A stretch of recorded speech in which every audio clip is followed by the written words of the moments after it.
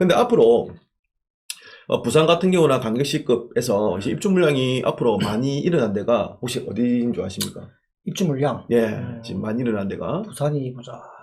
명지, 그렇죠. 강서구. 우리 쪽 위쪽으로 음. 강력시급으로 치면 인천 강력시가 같은 부산급의 인구와 비슷한데 입주 물량이 많다는 거죠. 검남 신도시 쪽으로 해서. 근데 첫 번째는 이번 정부의 규제가 좀 세죠. 네, 맞습니다. 그래서 이번 정부의 규제, 즉 임대차 2법, 앞으로 3법이 또 진행되죠. 네. 그리고 이 임대차 3법과 이 세금 증세로 인해서 아무도 집을 팔지 않는 현상이 일어난다.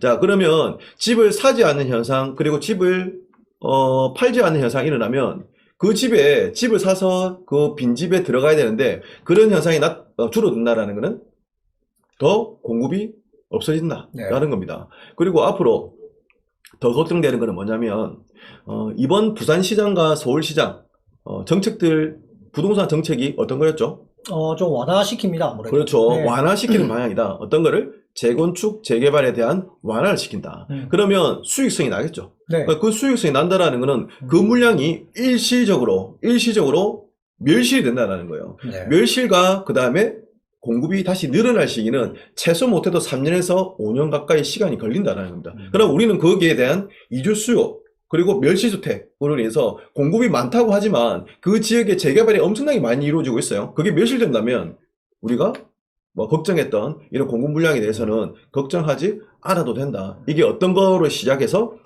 정부의 부동산 정책으로 인해서 규제 역설이 일어난다라고 저는 말씀드리고 싶습니다. 자, 그 다음에 보시면 전국의 공급 물량입니다. 이 부족해요. 계속 부족을 합니다.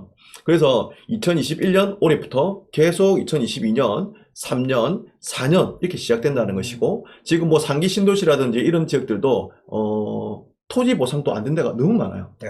오늘 제가 신문을 보니까 그게 다시 길어진다고 하면 10년 이상 그냥 희망 고문을 할 수 있는 그런 지역이다라고 말씀드려요. 네.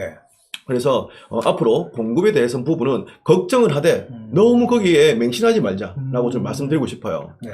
자, 그리고 지금 우리가 경매 물건을 볼 때 지역에 대한 공급 물량을 보라고 했죠. 4년간 부족하다는 거예요. 4년간 부족. 어디가? 서울, 제주, 경남, 경북, 전북이에요. 그리고 또 3년 동안 부족한 데는 어디예요? 광주, 울산, 강원이잖아요. 강원. 그리고 지금 2024년의 끝판왕입니다. 전국이 부족하다. 전국이 부족하다. 그래서 이 잭팟을 터뜨리는 이 수익 구간이 언제냐? 저는 2024년이라고 봅니다. 그러면 근데 저 시기에 만약에 대선을 지나서 1기 신도시의 부동산 리모델링이 재건축으로 선회해버리면 그 많은 15층 중층의 아파트들, 리모델링을 준비했던 아파트들이 전부 다 멸실되겠죠. 네. 1기 신도시뿐만 아니라 전국의 강력시급, 중소도시급 이런 데는 우리 앞에 제스처를 했던 난리 났네 난리 나서가 되는 거죠. 진짜 난리가 나겠네요. 난리 났네 난리 나서가 된다는 거죠. 그 전 세계의 지금 유동성이 어때요? 코로나19로 인해서 엄청난 유동성이 나타나고 있다는 거죠. 네. 그래서 여러분들도 이런 거를 참고하시되 막 폭락을 한다라는 이런 것들을 너무 맹신하지 마시고 참고만 하시고 들으시면 돼요.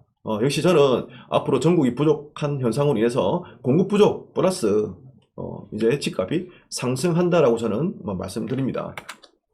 그리고 우리가 이제 앞으로 건물을 짓게 되면 인허가가 있어야 되죠. 네. 인허가가 되고 착공이 되고 준공이 되고 완공이 되는 거예요. 그 시기가 약 3년에서 한 5년 정도 된다는 네. 거죠. 자, 근데 지금 가면 갈수록 인허가 물량이 어떻게 됐다?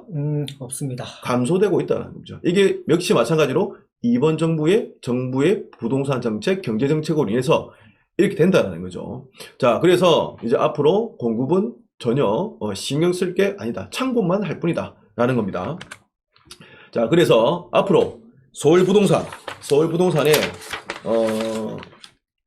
우리가 예전에는 지방장을 보고 서울을 봤는데 네. 이제는 확실히 봐야 돼요. 어디를?